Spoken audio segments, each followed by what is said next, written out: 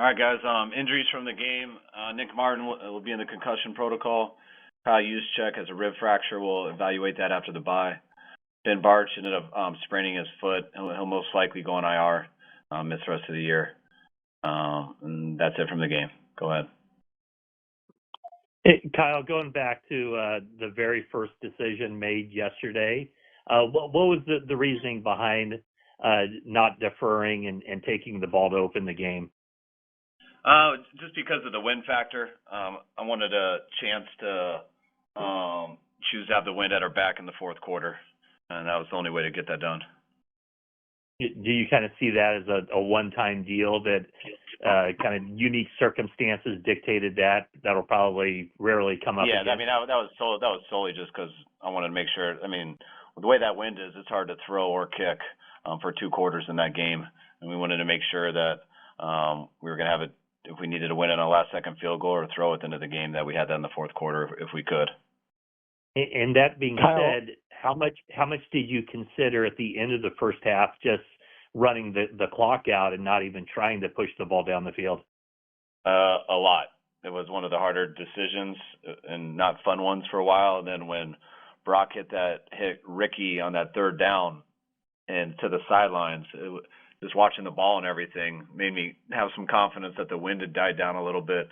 So once we got that first, we kind of said screw it and we win. And he made that huge play to Kittle. It was a great catch. And then you could see higher up the wind picking up. That's why I think it did affect that ball and the higher one, and probably affected that kick with it hitting the upright also. Kyle, all things considered, would you consider this one of Purdy's finest games as a 49er? No, I wouldn't say that because I think he's had so many big-time games, so many really good games. So, but that's not to take anything away from yesterday. I thought he played really well. The way he played was the exact way that the game dictated. He was very good in the pocket. We blocked him, I think, very well in protection, but Brock also did a real good job not getting too deep, staying up in the pocket, being able to hang in there on some longer developing plays. He took care of the ball and made some big-time throws that got us points. Just a clarification on Ben Barch. Would it be possible for him to come back off of IR in the playoffs? And then a couple more injury questions after you answer that. They're still evaluating the necessary steps when he gets surgery and stuff, so I didn't ask that. It didn't sound like it. We're looking at possible Liz Frank here, so that would surprise me, but not 100% sure. Okay. And then as far as coming out of the bye, are you hopeful that Tatum Bethune and maybe Yetur Gross-Matos will be ready to go after the bye? Yeah, we're hopeful. Tatum's coming off his high ankle, so I believe that would be 3 weeks, so that might be a little fast, but he's got a chance along with Samo. And then Yetur has a good chance too. He had a good workout today, so hopefully it continues over our week away, and hopefully he's good to go next week when we start up, and we should get Eddie back also with his hamstring. Kyle, a couple Browns players had some strong words about Juwan after the game. Did you see what they said, and what was your understanding of his involvement and whatever went down while Malik Collins was being carted off? Yeah, my understanding was, it had nothing to do with Malik. We got so much love for Malik. It just sounded like there was players standing around for a while because of the injury, and then they got chirping at each other, and I don't know what words were said, but it sounded like he offended some guys with the words, but it was just about words during an injury timeout. Is there anything that you have a conversation with him about after that, or it's just kind of the natural flow of the game? No, I talked to Juwan. I asked him about it, but not until I love how Juwan plays. I think Juwan plays to the whistle as well as any player in this league. Is extremely aggressive and plays as hard as he can to the whistle, and he's been doing that, as Niner fans know and you guys know, since he's been here. I think sometimes that offends other players and rubs people the wrong way because they're not used to people going that hard to the whistle. But I think what JJ is very good at is not breaking rules. It's just like at Arizona last year when he went to the whistle so hard it offended some of their corners and they started throwing punches. And unfortunately, JJ got kicked out too, but not because he didn't throw a punch or anything. And I think JJ has been real good at not breaking rules that way. And he gets other guys to break them a lot on him. Kyle, what are your thoughts on Eric Kendricks, and do you expect him to be to make a contribution on the field soon? I mean, maybe after Tennessee, or have you got a good look at what kind of shape he's in?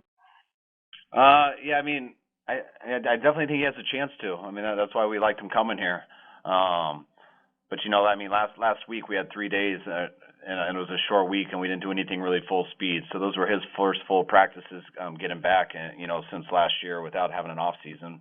And he looked good in those 3 practices. I know it'll be good for him to have this bye week to continue working out just for his conditioning and everything. And then next week we should get a bonus practice and have an extra one. So we got 4 in next week. So hopefully he can get all that conditioning in football stamina in. And next week he can really show us where he's at linebacker. Well, the defense really strung together some strong performances these last few weeks. Is that unit further along, maybe exceeding expectations compared to what you would have anticipated after Nick and Fred went down? I mean, I think they're doing as we anticipated. I mean, some weeks have been better than others, but you go back to their first game without Fred and Nick together, following that Tampa Bay game, I thought we had one of our best defensive games of the year versus Atlanta. So I think they started out pretty good after that. And then we've had some up and down games for a while, but now being able to string together 3 wins in a row, which I think all 3 of these games the defense played very well in, and they did it in kind of different ways. Granted, the fourth quarter versus Arizona, we got a little loose and gave up a bunch of yards. But I've been real proud of these guys just finding ways to play to a level that allows us to win a game, and they've been able to do that in different types of ways each week, and that's what you need to get to the playoffs, and that's what you need to be able to be effective in the playoffs also. Now that he's been on your staff for 13 games, what have you observed about Brant Boyer? I mean, as far as a coach, why he's able to get so much out of his unit? I just think he's so consistent. He's a former player who did all that dirty work for so many years as a fullback and special teams player. So I think automatically when you're like that, you earn a lot of respect just going into a room with players. But that never lasts unless you know what you're talking about and you work extremely hard and you're consistent. And I think he does all those things. So he's got a great pedigree. He's been doing it for a while, and he's pretty simple in his approach in terms of he studies the tape. He coaches these guys hard. He doesn't sugarcoat around anything. When guys aren't performing up to the standard, he'll call them out and let them know. And I think guys know what to expect. And usually when it's like that, guys just as a group tend to get better each week, and that's what's happened. Coach, to kind of follow up on that question about special teams, Sky Moore throughout the season in the locker room has made a few comments about, I'm inching closer, or, I'll make a big play soon when you talk to him about his play out there. What have you seen from him with those big returns that he's been able to get in the last couple of weeks, and what do you think is the reason for that? Is he just getting more comfortable with Brant Boyer, comfortable in the system? What do you think plays a part in that? I think that he's a real good player. This guy's been a talented player for a while, and, he's been able to stay healthy, and he keeps getting opportunities because of how good he is and because he works at it. To me, it's just a matter of time before he starts getting to this, and I think he's been doing it for a while now. I think he's had some big returns going over for this whole last month and even before. Brian's gotten better too in that aspect. So when you got guys who are talented with the ball in the hands, it also motivates the other 10 guys or 9 guys around them who are blocking. I think we're getting better at blocking for them, knowing that they can break a big one. And when you get that unit rolling like that, usually more big plays happen. Following up on, sorry, just one more, Corey. Yeah, go ahead. Just following up on Juwan, it sounded like it was more than just his physicality that was kind of getting under players' skin, especially with the Browns yesterday. Suggested his trash talk was like demeaning or disparaging. Is that something you think is fair game in the spirit of competition, heated moments? No, I think we all have a respect level and things that we stay away from. And until I heard what he said, I believe Juwan did. So, he didn't tell me anything that he said like that. And so, I'd have to hear it to have an opinion on it, but I haven't heard what he said that offended them so much. until I do, I don't have much of an opinion on it. That's just trash talk between a couple people out on the field, and I kind of leave it at that. Kyle, I believe Christian's played in 50 games now, including the playoffs with the 49ers, and I think he's got 52 touchdowns. And a lot of them are from in close on running plays. What is it about him that makes him such a good goal line runner? He's really good at finding the open hole. He's got elite vision, and it's hard to create creases down there. But if you can, he usually finds it, and that's what he does best. Mm-hmm. Kyle, I have one more Sky Moore question. Just he is not large, obviously, and he just goes north and south. Is that a unique trait, I mean, in a returner, as far as, I guess, the courage that takes for him to not hesitate, a guy his size? I think it's a unique trait for people in this world to have that speed and to not be a bigger guy and to not hesitate on those kick returns. But that's why there's not many people in the world who are that good at them. I don't get how you can be successful as a kick returner if you do hesitate. I mean, those lanes, you got to hit full speed and they close very fast. So if you're not like that, rarely do you stay out there. But I understand what you're saying, though, because I watch Sky hit those as hard as anyone.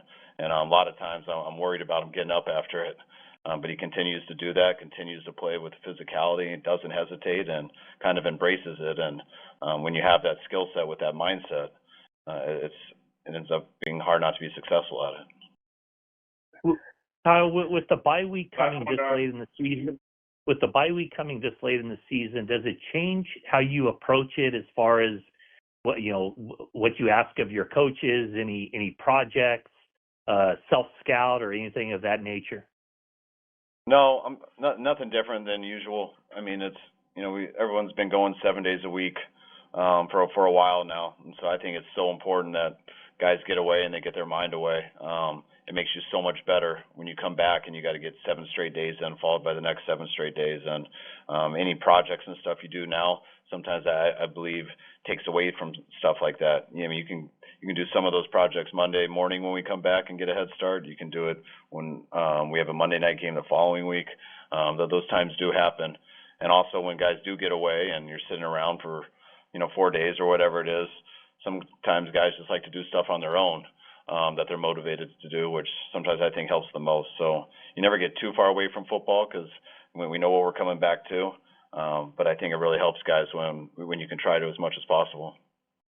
Do you do that yourself? Do you try to stay out of the office, or what are your plans?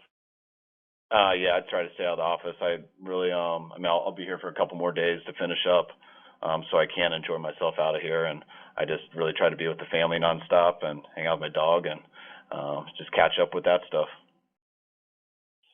All right, guys. What do you think about how Spencer Burford has played? I assume he'll be taking over full time that position now that he's been sharing with Barch. I think he had a nice block on a score yesterday. How do you think he's played since he came back? I've been real happy with Spence. Him working all off season to be our swing tackle. I thought he did a hell of a job doing, and is still prepared for that. But for him to come in after the big injury he had and fill in at guard right away his first week back, and I think each week he's gotten better and better, and his first time playing on the left side, and I think he's playing at a very good level, and I think it'll only improve as the year goes.